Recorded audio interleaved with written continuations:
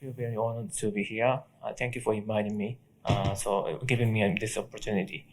So my talk is about not cryosurgery itself, but imaging after cryosurgery.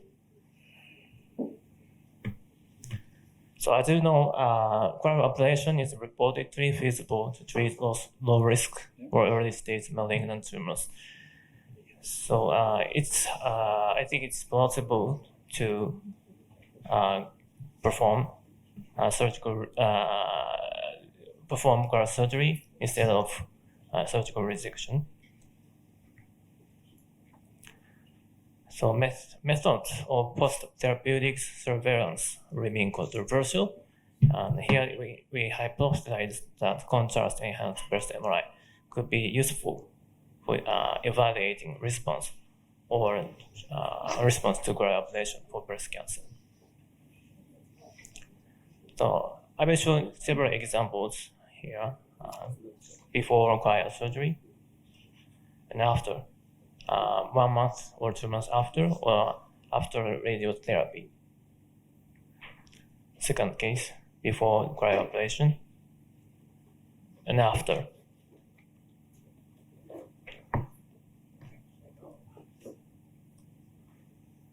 So this the purpose of this study is to retrospectively evaluate the finding on MRI after cryoablation.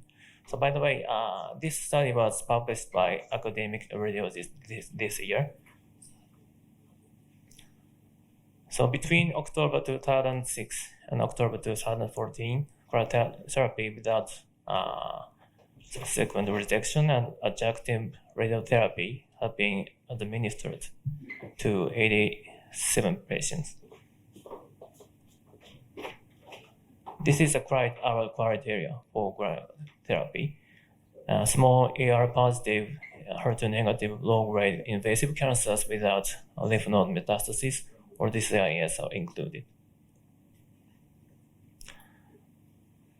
So after excluding several patients, 54 cases are analyzed in this study. So for these patients receiving cryosurgery, radiation therapy, and hormone therapy for invasive cancers followed after cryoablation.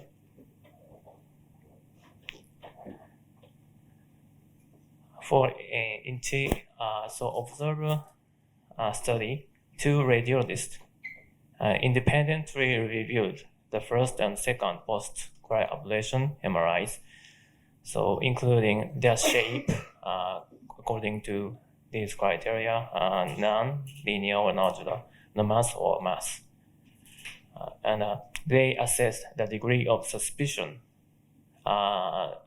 for possible residual disease. They suspect or not, non-specific, indeterminate, or suspicious. Here is the statistical analysis shown here.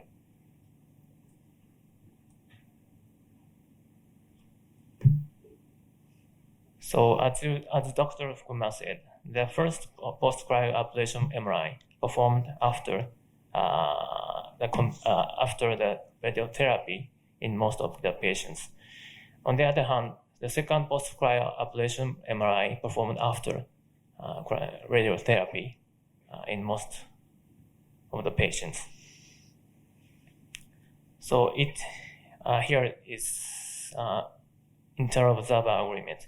It's not good, but as shown here. Okay. So the important thing is we suspect or not or for residual disease after cryoablation. We are radiologists. We don't perform therapy, but only observe after cryotherapy. One example is here's a case of invasive breast cancer who are treated with cryotherapy. Before treatment, a mass, irregular shaped mass, shown here, and the post MRI showed no residual disease. On the other hand, several suspicious findings for residual cancer observed in some cases of the 7 patients by observer 1 or 2. So here's an example. The first post-cryoablation MRI, a nodular shape enhancement was observed within the treated area. So we judged it's suspicious. MRI-guided VAB performed, but no residual cancers was found.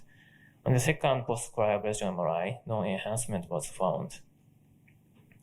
The patient was free of local recurrence or distant metastasis for more than 3 years. So by the way, you might have noticed the suspicious nodular enhancement within the treated area in the case 2, as I said earlier, as I showed earlier. So immediately after cryotherapy, a nodular-shaped enhancement within the treated area was found, but it subsequently disappeared on the follow-up.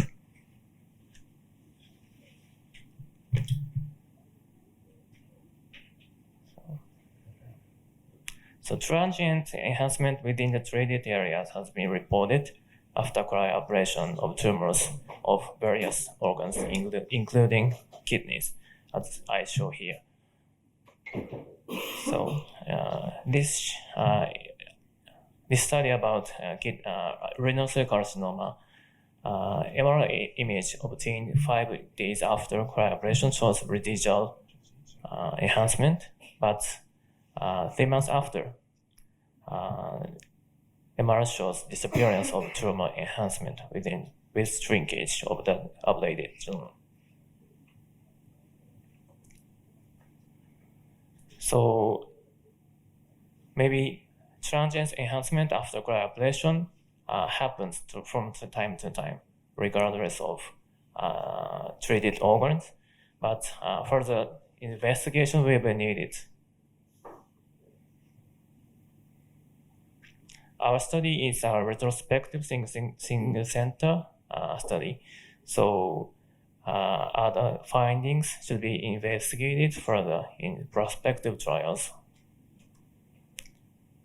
In conclusion, some patient has suspicious finding within the treated area at the first cryoablation MRI that have resolved in the second post-cryoablation MRI.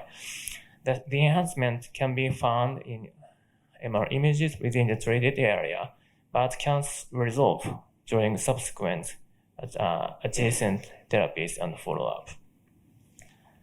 So our next study is, by the way, we are performing next study about imaging on PET-CT.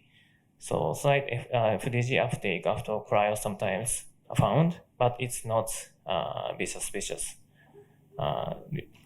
So we are continuing imaging study after cryoablation. Thank you for your attention.